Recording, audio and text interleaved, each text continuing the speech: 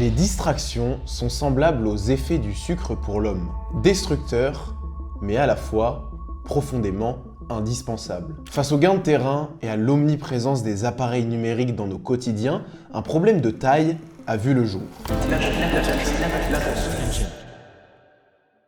Dans son livre Stolen Focus, Johann Hari partage les résultats d'une étude alarmante qui montre que les étudiants américains changent de tâche en moyenne toutes les 65 secondes. Pire, une autre étude montre qu'on touche en moyenne notre téléphone 2617 fois, et ça, toutes les 24 heures. Dans l'histoire de l'humanité, nos capacités de concentration n'ont jamais été aussi faibles. Et un des grands coupables, que vous connaissez mieux que moi, ce sont les distractions. C'est alors que pour pallier à ce problème, beaucoup d'entre nous, dont moi, ont décidé de changer des trucs. On vend notre PS4 sur le bon coin pour plus avoir envie d'y jouer. On se lance dans des dopamines détox. On achète des boîtes avec un code pour bloquer notre téléphone. Ou encore, on supprime notre abonnement Netflix ou Disney+. Tout ça fonctionne superbement. Et je dirais même que ça fait beaucoup de bien. Mais un jour, l'envie de se distraire revient. Encore et encore. Je le sais parce qu'aujourd'hui, malgré le fait d'avoir supprimé tous les réseaux, j'ai quand même et très souvent l'envie de me distraire et je me retrouve même parfois à fixer un mur sans raison pendant 30 minutes. Pendant longtemps, j'ai cru que cette tendance naturelle était à combattre, mais aujourd'hui, je sais que c'est pas le cas. La distraction n'est pas un problème. Et mieux encore, elle est souvent un remède insoupçonné. Alors, dans cette vidéo, voyons dans un premier temps pourquoi la distraction peut avoir d'énormes bénéfices, comme on avait déjà parlé Schopenhauer. En deux, on verra ce qu'on appelle le mythe du cerveau et ce que personne n'a compris au XXIe siècle sur la distraction. Et en trois, on finira par les désirs de premier et de second ordre en plongeant un peu plus en profondeur dans la psyché humaine. Que le voyage commence, c'est parti.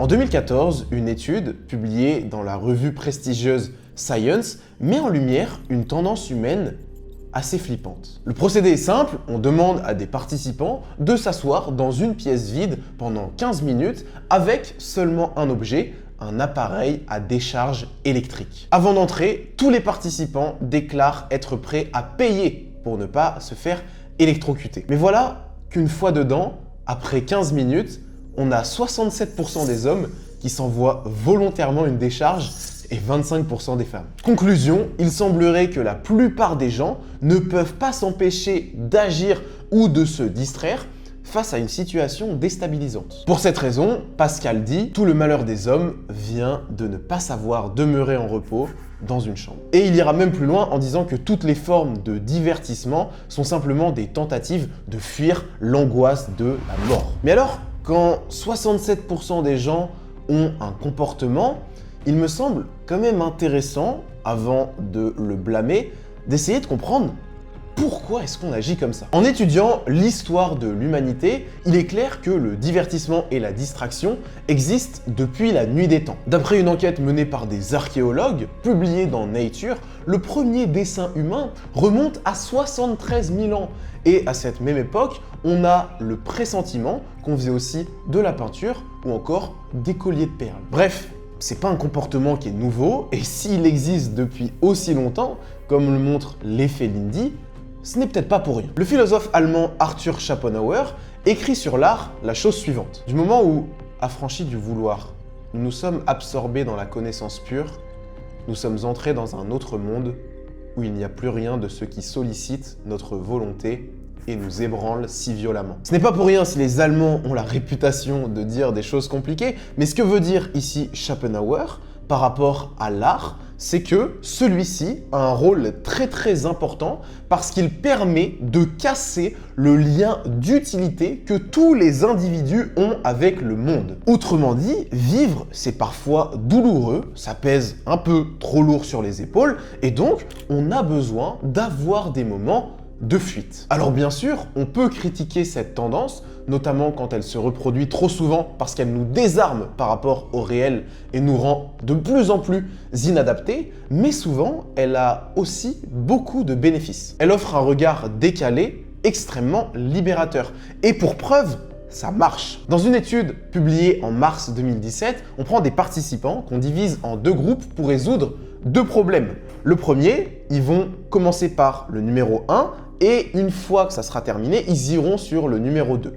Pour le deuxième groupe, c'est différent parce qu'ils ont la possibilité de résoudre les deux en même temps. Et on veut même que ça soit le cas et qu'on les fasse switcher constamment. En gros, qu'on crée une forme de distraction ou de multitâche. Résultat, 51% des gens qui faisaient du multitâche ont réussi à résoudre les deux problèmes, contre seulement 14% pour le deuxième. Pourquoi ? Une des explications tient dans un phénomène psychologique qu'on appelle cognitive fixation. Pourquoi ? Parce que dans une situation de grande concentration, on a tendance à faire un peu comme un appareil photo, un laser focus sur une tâche et donc à ignorer tous les autres stimuli extérieurs qui pourraient réduire notre attention. C'est clairement un super pouvoir de l'esprit, mais qui possède aussi ses limites. Par exemple, sur la créativité, on sait que c'est une des plus grandes barrières par rapport à celle-ci. Dans un état émotionnel bas, nous voyons que les problèmes et pas les solutions. Tony Robbins. Faire le laser dans la bonne direction, ça donne aussi la possibilité de faire le laser dans la mauvaise direction et de voir toutes les situations comme des problèmes. Et pour sortir de cette vision, il n'y a pas beaucoup d'options, si ce n'est de regarder un petit peu autour de soi pour voir si le sentier est le bon ou pas. Et donc de prendre un pas de recul qui est souvent amené avec la distraction et avec le divertissement. Au lieu de le considérer donc comme une fuite, prenons-le plutôt comme un pas de recul. Et surtout, dites-vous que c'est bien plus important de faire un pas en arrière vers la bonne direction que de faire un pas en avant vers la mauvaise. Encore faut-il savoir ce que ça signifie. Maintenant, ça c'est possible si et seulement si la distraction offre un retour au réel qui est dans l'ensemble plutôt positif. Malheureusement, aujourd'hui, c'est pas vraiment le cas.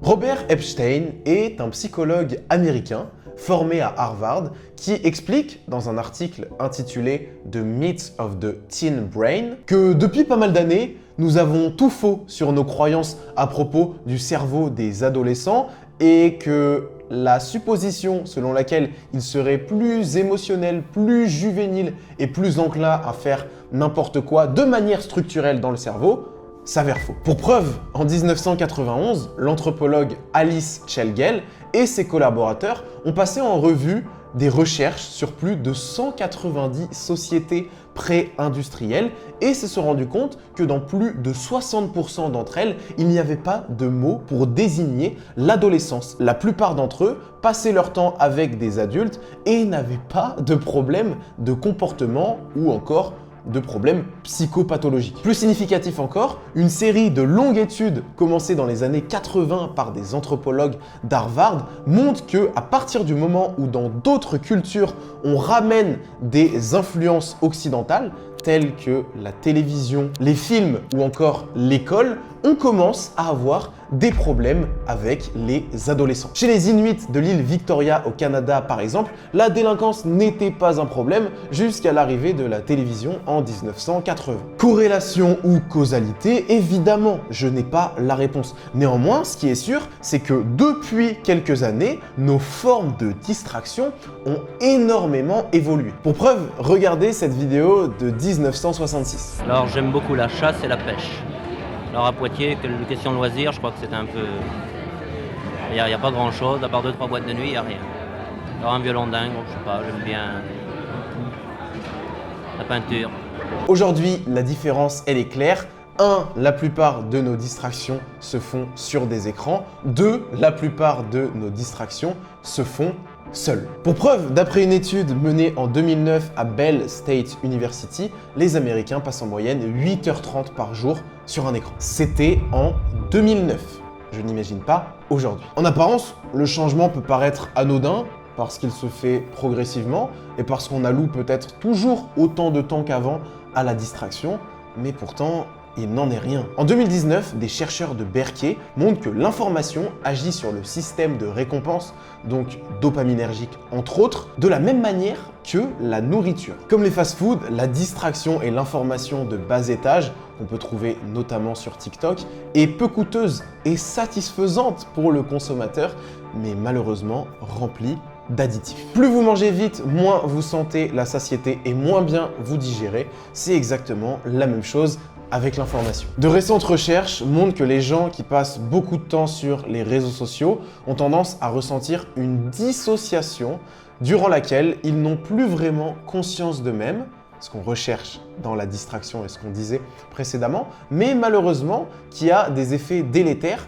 sur la mémorisation parce que très souvent, on n'est plus du tout capable de traiter l'information, c'est-à-dire de la digérer et d'en faire quelque chose. Le problème ne vient pas de ce qui se passe à l'intérieur de toi et de tes pulsions incontrôlables, le problème vient avant tout de la manière dont tu le nourris. Ici, j'ai pas envie de vous dire quelle distraction va vous faire du bien et quelle distraction ne le fera pas. Ce que je vais faire, c'est simplement vous donner des indices et surtout vous laisser de manière autonome essayer de retrouver cette sensibilité parce que c'est bien ça la chose la plus importante. Comme l'a dit Naval, toutes les activités liées à un écran sont corrélées à une diminution du bonheur. Toutes les activités indépendantes des écrans sont corrélées à une augmentation du bonheur. C'est aussi simple que ça. Autre indice, voici personnellement les distractions qui me font du bien. Lire One Piece, aller au cinéma, marcher au bord de l'eau, boire un café avec mes amis, faire du foot, écouter de la musique et danser, passer un coup de téléphone à ma mamie, écrire dans un journal. Mais alors, attention, parce qu'en entendant ça, vous pourriez tomber dans un piège qui tend à rendre la distraction utile, alors que son rôle premier est de vous faire du bien, ce qui n'est pas exactement la même chose. Pourquoi? Eh bien, parce qu'à partir du moment où elle cherche à être utile, elle t'empêche de rompre le lien d'utilité qui t'unit au monde. Et c'est justement ce que tu veux trouver dans la distraction. Malheureusement, savoir ça, ce n'est pas encore suffisant. Ça aide, ça motive et ça peut même parfois permettre de changer. Mais il y a toujours une sorte de force supérieure qui pourrait nous bloquer et je propose d'en parler.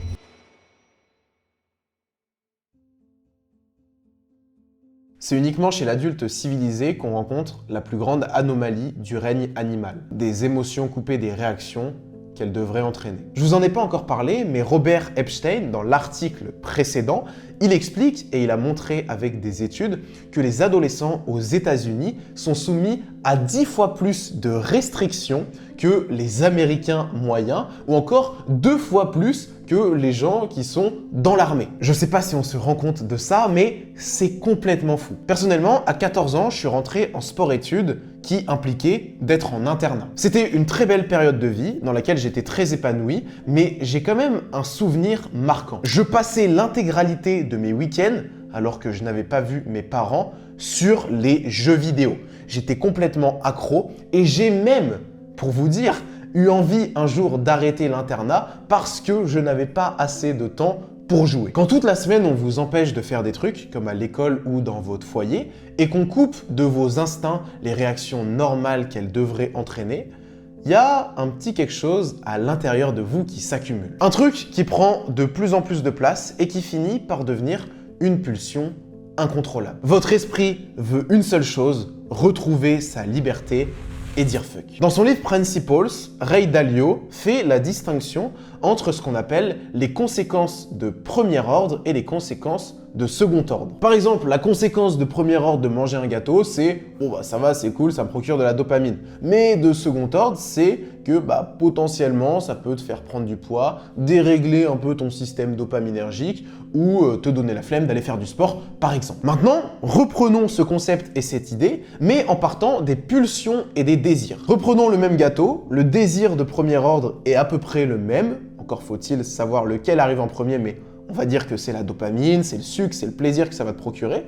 Mais le désir de second ordre, et ça c'est toujours dur de l'identifier de par les différentes causes qui sont multiples, ça peut être simplement de retrouver sa liberté sur ses instincts, sur ses pulsions et de dire fuck. Tu n'as pas un problème de discipline, tu as simplement ton esprit qui se rebelle parce qu'il en a marre des injonctions qui vont à l'encontre de tes instincts et de tes émotions. Quand tu joues à un jeu vidéo, tu as enfin le contrôle sur ta vie. Quand tu veux aller à gauche, tu vas à gauche. Quand tu veux aller à droite, tu vas à droite. Quand tu veux tirer sur un ennemi parce que tu as des pulsions et t'es énervé, tu peux le faire. Et c'est exactement ce que recherchent la plupart des adolescents sur ces jeux parce que dans le monde réel, ils s'en sont incapables et surtout, ils en sont privés. Si on s'intéresse à l'étymologie du mot distraction, ça vient du latin distractio, qui signifie désaccord et désalignement. Et bien aujourd'hui, je pense que dans la plupart des cas, c'est tout l'inverse et que au contraire, c'est tes instincts et ton esprit qui essayent de venir réaligner un petit peu plus, même si toi, tu penses que c'est l'inverse. Aujourd'hui, bien évidemment, dans nos sociétés, c'est difficile de revenir à ça et de s'y raccrocher. Et pour cette raison, on utilise par exemple l'humour. Comme l'a très justement dit Freud, les blagues permettent de satisfaire un instinct face à un obstacle qui se dresse sur sa route. Dit autrement, c'est un moyen subtil d'assouvir ses désirs sans pour autant être réprimé par la société. Eh bien, devinez quoi? C'est exactement le même rôle aujourd'hui qu'a la distraction dans nos quotidiens. Elle rompt le lien d'utilité avec le monde et le reprend avec celui de nos émotions. Et c'est pour cette raison, donc, comme je l'ai déjà dit, que les distractions qui cherchent à être utiles ne marchent pas parce que c'est encore une injonction qui va souvent à l'encontre de tes instincts et de tes émotions. Alors, avant de blâmer la distraction, je pense qu'il est important d'arrêter d'isoler les phénomènes et d'essayer de comprendre de manière un peu plus profonde qu'est-ce qui provoque chez toi ces envies irrépressibles. Personnellement, j'ai eu une phase où j'ai eu des troubles alimentaires parce que je m'imposais quelque chose d'extrêmement strict sur la nutrition et ce qui a fait que j'accumulais beaucoup de frustration et que au bout d'un moment, j'avais des mécanismes de compensation. Merci d'avoir écouté la vidéo. Si tu veux des clés un peu plus concrètes pour modifier des choses dans ta vie, même si ça ne se fera pas comme ça, bien sûr, tu peux aller voir cette vidéo sur les objectifs qui, je pense, pourrait beaucoup t'aider. Si tu veux aller plus loin, le premier lien en bio te donne accès à mon second cerveau. C'est un condensé de toutes mes notes depuis plus de 3 ans qui est mis à jour chaque semaine. Ça coûte 20 €. Et tu peux également rejoindre mon podcast Light chaque semaine également sur toutes les plateformes d'écoute. C'était Dali. Ciao!